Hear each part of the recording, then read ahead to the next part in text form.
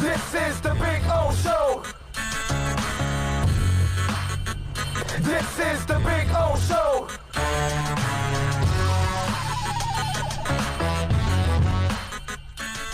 Mike Kennedy says, whoever the Dolphins draft, they must sit and learn at least 1 year, and they must not succumb to the pressure of playing him too soon for the fans and the media.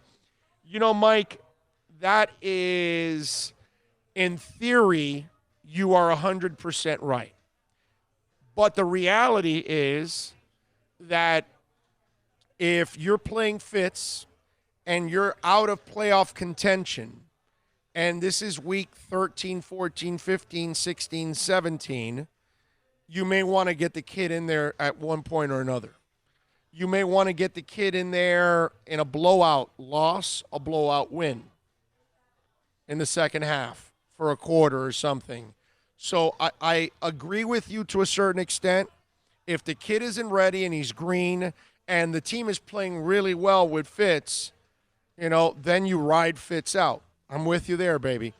But if the team is kind of struggling and they're officially eliminated from the playoffs and there's a couple of weeks left in the season, I think the smart play is to work him in there as much as possible. Not necessarily throw him into the fire all the way, but you don't remember what they were doing with Rosen last year? Which is kind of what, by the way, we told you that they would do that with Rosen also, that, hey, they'll bring him in, you know, and then they brought him in, but he never grew. And so that'll be the key if you draft Love, if you draft Herbert, whatever. When they bring him in, he's got to slowly make some tangible progress. And if it's not there, I think we kind of know what the MO of Flores is. Like, you know what? We really needed Flores in the Jamar Fletcher days. Because he would have benched Jamar Fletcher's ass right away and said, you can't play, dude. You can't play in man-on-man. Get your ass on the bench. Plus, he would have scouted himself along with the front office and said, we can't draft that guy. We play man-on-man. He's a zone guy. But my point is he wouldn't have played him.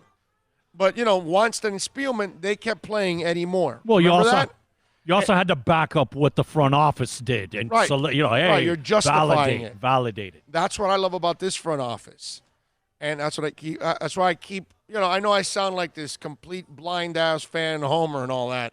But that's what I love about this front office. These guys they're working together, man. There's no agenda. It's not the coach fighting the general manager because they added the general manager after they hired the coach. It's not the coach and the general manager fighting each other because the owner kept the general manager and hired his own coach. No. There's no power struggle here. Okay? Chris Grier brought in his guy. And his guy brought in his coaches. Okay? And Chris Grier brought in his personnel people. How did we have the Dolphins structured for always? Right? It's one of those things that we brought Spielman and Wannstedt together, and then there was a power struggle. And then remember what happened? They took away the power from Spielman and gave it to Wannstedt. Oh, yeah, that's going to work out for those two. You take the power away from one, give it to the other. And then we had the Ireland, Sperano, Parcells, and what was the woman's name with the red hair? Whatever. I mean, we had people backstabbing each other and this and that. And then you threw Joe Philbin in after you got rid of Sperano. And the mess continued. And then you brought in Tannenbaum. And Tannenbaum and his draft magazines and all that stuff.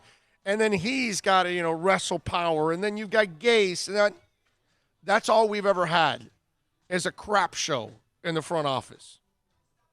And now there's no crap show. Now it's men working together that know each other. And guess what? They all have the same philosophy. And they all have the same agenda. That's why I'm telling you, the Dolphins are headed for bigger and better things. Because we actually have a group of men that are working together, supporting each other. not throwing each other under the bus, not running to the owner and telling the owner, hey, this guy did this, that guy did that, whatever. None of that. All that is gone. I can't tell you guys, I can't explain it more to people about what's going on with this team compared to years past. And that's the meat of the matter here, where this is all really, really changed.